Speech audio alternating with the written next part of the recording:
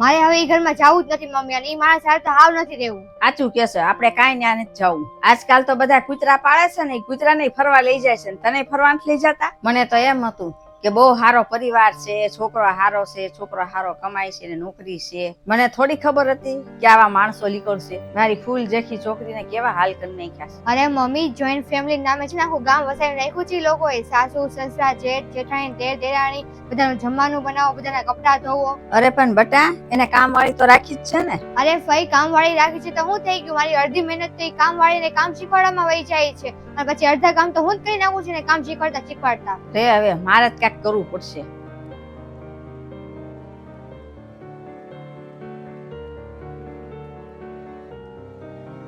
હાલો વકીલ સાહેબ, સાંભળો, મારે છે ને મારી છોકરીના છૂટાછેડા લેવડાવવા છે. ગમે એ કારણ તમે એને કહી દેજો.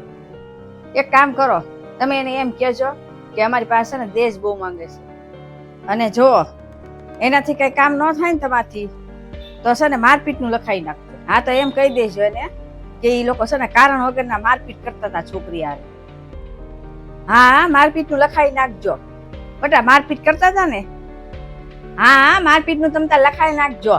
અને મારી છોકરીને છે ને મારપીટ કરે છે ને એટલે મારે છૂટાછેડા લેવા છે. ગમે એમ તમે કરો પણ મારી છોકરીને છે ને છૂટાછેડા લેવડાવી દો.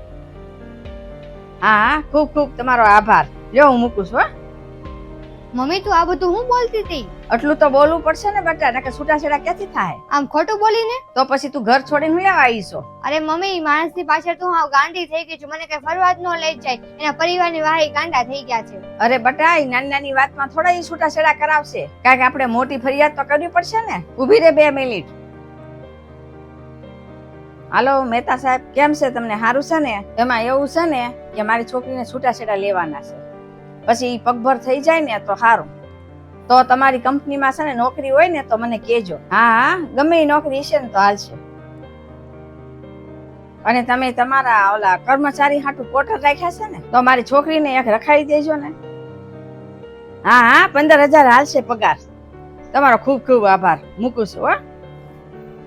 અરે મમ્મી, તું આ હું બોલતી હતી? હું કરું છું એટલે તું રેશ કા, તું ખાઈશ હું, તારી હાટુ કાક તો અમારે કરવું પડશે ને. નોકરી નહીં કરતો તું કરીશ હું? અરે પણ મમ્મી, હું તમારા બધાની સાથે રહીશ ને અહીંયા. અરે પણ મા બાપ ક્યાં સુધી દીકરીના ઘરે રાખે? સમાજ શું કહેશે? અને આમ થાય તે આ ઘર તારા ભાઈ ભાભી નું કહેવાય. એટલે તને બેટા પેલા તારા છૂટાછેડા લઈ લેવું, પછી તને નોકરી અપાઈ દેવું. તું તો હમણાં ક્યાંથી હતી કે મને મોટો પરિવાર નથી ગમતો, તો તારા ભાઈ ભાભી ને ક્યાંથી ગમશે? પછી એક હારો છોકરો ગોતીને તારા લગ્ન કરાવી નાખીશ. હા ભાભી, આપણે છે ને હવે આપણી દીકરીને છે ને એવી જગ્યાએ લગ્ન કરાવશું ને કે ત્યાં સાસુ સસરા જ ન હોય. હા બેન, એમ જ કરવું છે. અને હા, હવે છે ને આપણે જમાઈ એવો જ ગોતો કે કાંઈ કામ ધંધો જ ન કરતો હોય. દીકરી કમાઈને લાવશે ને જમાઈ ખાહે બેઠા બેઠા. હા બેન, એમ જ કરવું છે. બરોબર ને આસ્થા? કેમ આસ્થા, તું ખુશ નથી લાગતી?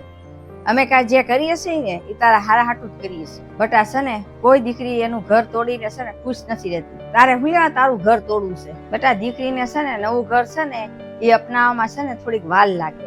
તારા ફઈને વાર લાગી હતી અને મને વાર લાગી. અમે જો અમારું ઘર છોડીને વયા ગયા હોત તો અમે આ ઘર હું વસાવી શકત? હા બટા, તારી મમ્મી જે કાંઈ કહે છે ને એ બધું એકદમ સાચું છે. જો બટા, હું ના સાસરેથી અહીંયા પિયર વિયાવી હોત બાંધીને, અને તારા મમ્મી અહીંથી બાંધીને ત્યાં પિયર વિયા ગયા હોત તો અમે અમારું ઘર હું રસાવી ગયા હોત. તું નસીબદાર છો કે તારો પતિ છે ને એ આખા ઘર પરિવારનું વિચારે છે અને હારો હાર તારું ધ્યાન રાખે છે. નકર છે ને આજકાલની છોકરીઓ તેમ જ કહેતી હોય કે મારો પતિ છે ને ઘરનાનું કઈ વિચારતો જ નથી. તું થોડોક સમય જવા દે, પછી તને બધું ફાવી જાય છે. પછી છે ને તને તારું સાસરું છે ને એટલું બધું ગમી જશે ને તો તને અહીંયા આવવાનું મન નહીં થાય. પણ જો અમે તારા છે ને છૂટાછેડા કરાવી નાખી, પણ પાછી કાંઈ કોઈ એવી ગેરંટી છે કે અમે બીજા છોકરા તારા લગ્ન કરાવી તો ઈ તારા મુજબ હાલશે? અને કોઈ છે ને પરફેક્ટ નથી હોતું. તારે કોઈક દી જમાઈની ભૂલ માફ કરી દેવી પડે અને જમાઈને તારી ભૂલ કોઈક દી માફ કરી દેવી પડે, અને આવી રીતના બેયનું જીવન જીવવાનું હોય બેયને. હા મમ્મી, તે સાચું કીધું, તે મને સારી શીખ આપી છે.